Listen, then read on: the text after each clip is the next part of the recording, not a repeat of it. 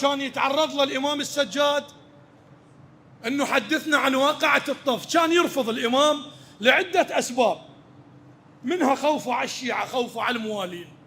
ذاك اليوم اجا واحد قال له أقسم عليك بالزهراء مولاي، سولف لي صار بواقعة الطف. الإمام التفت عليه، ايش قال له؟ قال له أبويا هاي السالفة تريد لها عين تشد، دبر لك عيون شلون ذن ونشد. هاي السالفة تريد لها عين تشد، فدبر لك عيون شلون ذن ونشد. ذن اللي عندك يوشلن على العدلين، ما يكفن الواحد صدفة مستشهد. من تنشدني هاي السالفة تريد لها عين تشد، دبر لك عيون شلون ذن ونشد. ذن اللي عندك يوشلن على العدلين، ما يكفن الواحد صدفة مستشهد. من تنشدني عن عبد الله اقول لك مات، بس شلون ما تضمن له ما تشرد. من تنشدني عن عبد الله اقول لك مات، بس شلون ما تضمن له ما تشرد.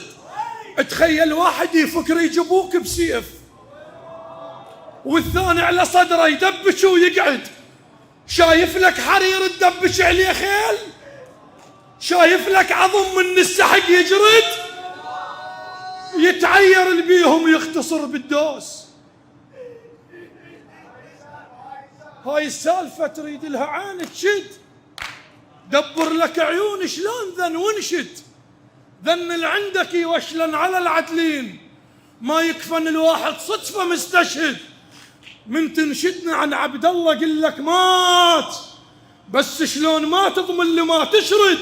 تخيل واحد يفكر يجيبوك بسيف، والثاني على صدره يربع ويقعد، شايف لك حرير تدبش عليه خيل، شايف لك عظم من السحق يجرد، يتعير اللي بيهم يختصر بالدوس. جد مناقوس لازم من يروح يرد، مدافع على السحق، مدافع على السحق. لزمه وسرع لحسين، ابوي جالع وامرهم يردد. منو اللي يكره علي؟ منو اللي يكره علي؟ حصة ضلوع حسين،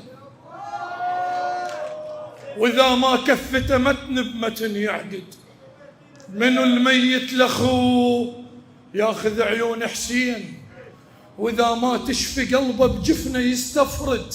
منو الزايد بقى يصعد ثقل على الخيل، واذا ما عاجبه بجدامه خل يمرد. لحد ما صارت عظامه حصيره خوص، وظهره تقول خارب ماي ما يركد. حتى السعف ما بيها كثر فتحات، اكثر حتى من الشبك متاكد. فلوس فلوس فلوس مطشره يشوفون ابوي حسين. هذا بنحره، ذاك بخنصره يفرهد عجاف، وعلى الشريعه مطشر الياقوت.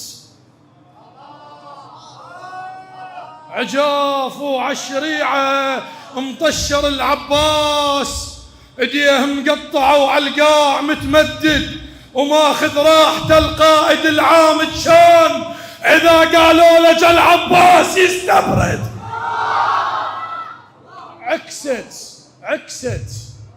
عكست واللي يقوم البيشله المطروح، والشيطان قام يدوس على المسجد.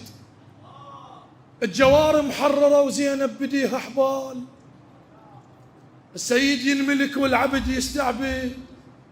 وانا بكربله توجع لعوشيتين، منا خشبه منا عمتي تسند. اما ما يخص حالتنا بالتفصيل ما تكفي الاحصائيات اذا عدد. اكثر كلمه وردت بالمخيم ماي. اكثر كلمه وردت بالمخيم ماي. اكثر كلمه وردت بالمخيم ماي. اكثر جمله مشتاقه لابوي هو اكثر سالفه عادتها عمتي هناك. هذا الشيء وصدره ابو فاضل جاي. اكثر موقف، اكثر ثاني زينب هاي. اكثر حادثه ظلت تعيش وياي من شالوا الروس، اسمع اطفال حسين واحد قال لي الاخر صار عندنا فياي.